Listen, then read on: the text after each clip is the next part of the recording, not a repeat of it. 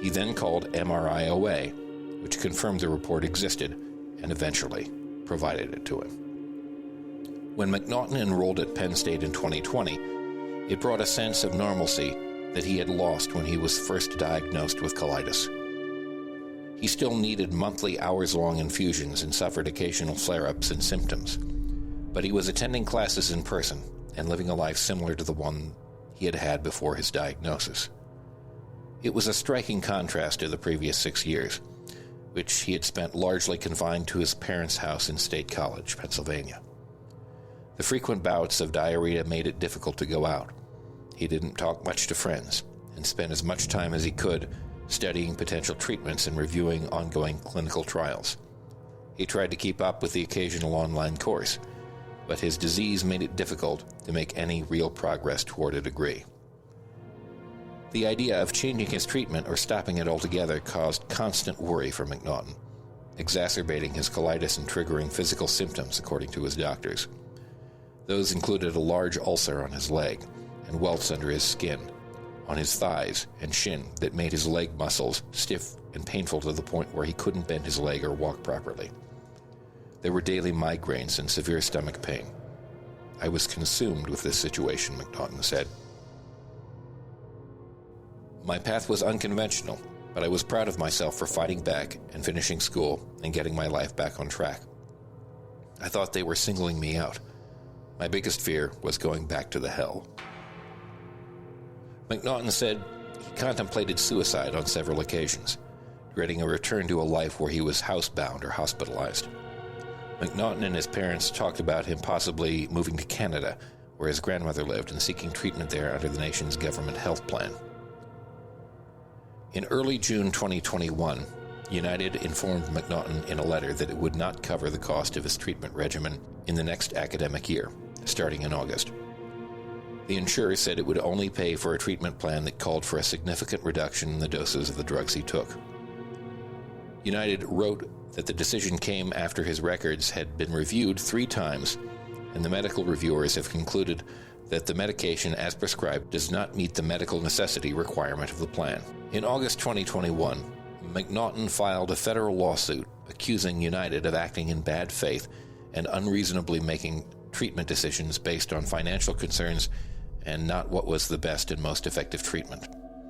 It claims United had a duty to find information that supported McNaughton's claim for treatment rather than looking for ways to deny coverage. United, in a court filing, said it did not breach any duty it owed to McNaughton and acted in good faith. On September 20th, 2021, a month after filing the lawsuit, and with United again balking at paying for his treatment, McNaughton asked a judge to grant a temporary restraining order requiring United to pay for his care. With the looming threat of a court hearing on the motion, United quickly agreed to cover the cost of McNaughton's treatment through the end of the 2021-2022 academic year. It also dropped a demand requiring McNaughton to settle the matter as a condition of the insurer paying for his treatment, as prescribed by Loftus, according to an email sent by United's lawyer. United officials did not make the cost of treatment an issue when discussing McNaughton's care with Penn State administrators or the family. Bill Truxell, president of United Healthcare Student Resources, the company's student health plan division, told a Penn State official that the insurer wanted the best for the student, and it had nothing to do with cost, according to notes the official took of the conversation. Behind the scenes, however, the price of McNaughton's care was front and center at United.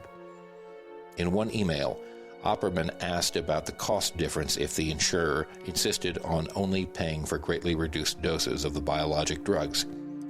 Kavanaugh responded that the insurer had paid $1.1 million in claims for McNaughton's care as of the middle of May 2021. If the reduced doses had been in place, the amount would have been cut to $260,218, she wrote.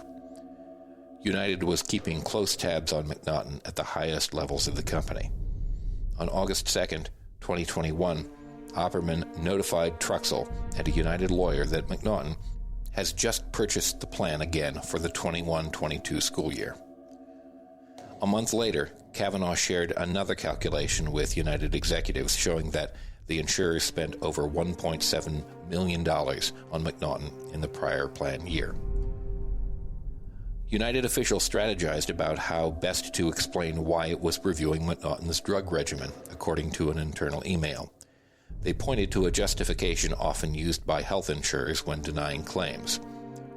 As the cost of healthcare continues to climb to soaring heights, it has been determined that a judicious review of these drugs should be included in order to make healthcare more affordable for our members, Kavanaugh offered as a potential talking point in an April 23, 2021 email. 3 days later, United Health Group filed an annual statement with the U.S. Securities and Exchange Commission disclosing its pay for top executives in the prior year. Then CEO David Wichmann was paid $17.9 million in salary and other compensation in 2020. Wichmann retired early in the following year, and his total compensation that year exceeded $140 million, according to calculations in a compensation database maintained by the Star Tribune in Minneapolis. The newspaper said the amount was the most paid to an executive in the state since it started tracking pay more than 2 decades ago. About $110 million of that total came from Wichmann exercising stock options accumulated during his stewardship. The McNaughtons were well aware of the financial situation at United. They looked at publicly available financial results and annual reports. Last year, United reported a profit of $20.1 billion on revenues of $324.2 billion.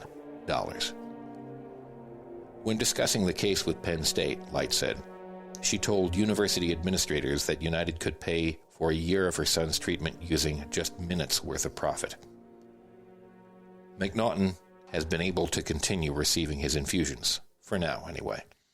In October, United notified him it was once again reviewing his care, although the insurer quickly reversed course when his lawyer intervened. United, in a court filing, said the review was a mistake and that it had erred in putting McNaughton's claims into pending status. McNaughton's fight to maintain his treatment regimen has come at a cost of time, debilitating stress, and depression. My biggest fear is realizing I might have to do this every year of my life, he said. McNaughton said one motivation for his lawsuit was to expose how insurers like United make decisions about what care they will pay for and what they will not. The case remains pending, the court docket shows. He has been accepted to Penn State's law school. He hopes to become a healthcare lawyer working for patients who find themselves in situations similar to his. This has been a healthcare horror story, presented by us at Facepalm America, but reported on and written by the folks at ProPublica.org, David Armstrong, Patrick Rucker, and Maya Miller. You can read the entire story that we encapsulated here. The title is Inside United Health's Effort to Deny Coverage for a Patient's Care at ProPublica.org. For more information on Facepalm America, go to facepalmamerica.com. If you enjoyed this podcast, please share a link to this episode on your social media. This episode was produced by Ace Elson and Rosabelle Hine. And until next time, enjoy the day.